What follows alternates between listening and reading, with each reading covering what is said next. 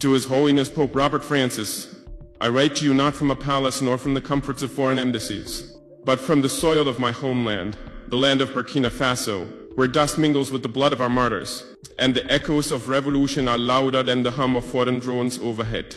I am not writing as a man seeking approval, nor as one entangled in diplomatic pleasantries. I write to you as a son of Africa, bold, bruised, unbowed. You are now the spiritual father to more than 1 billion souls, including millions here in Africa.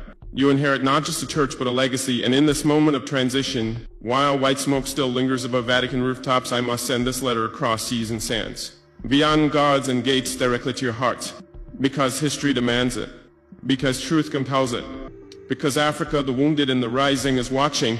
Your Holiness, we Africans know the power of the cross. We know the hymns, the prayers, the litanies. We have built churches with calloused hands and defended our faith with our blood. But we also know another truth, one that too many prefer to bury, that the church at times walked beside colonizers, that while missionaries prayed for our souls, soldiers looted our lands, that while your predecessors spoke of heaven, our ancestors were chained on earth. And even now, in this so-called modern age, we feel the chains still not of iron, but of silence, of indifference, of geopolitical games played in holy shadows.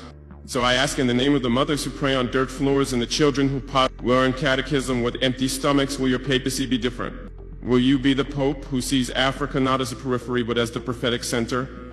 Will you be the Pope who does not only visit slums for photo opportunities, but who dares to speak with rage against the forces that make those slums permanent? You see, Your Holiness, I am a man shaped by war, not wealth. I was not groomed for politics by Western institutions. I was not taught diplomacy in Paris. I learned leadership in trenches among the people where pain is teacher and hope is resistance. I lead a nation that was tossed aside by the world until we refused to be silent. We were told we were too poor to be independent, too weak to be sovereign, too unstable to resist. But I tell you this with the thunder of ancestors in my voice. We are done asking for permission to exist. We are done pleading for validation from powers who exploit our minerals while preaching morality. And we are done, absolutely done, watching global spiritual leaders turn their eyes from Africa's cries because the politics are inconvenient. Your Holiness, I speak now not only for Burkina Faso, but for a continent too long patronized. Africa is not a continent of pity, we are a continent of prophets. Prophets who were jailed, exiled, and murdered for daring to challenge the empire.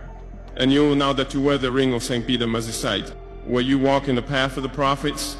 Or will you too be a prisoner of politics? We need no more platitudes. We do not need more thoughts and prayers while Western firms extract uranium from Niger and gold from Congo under armed guard.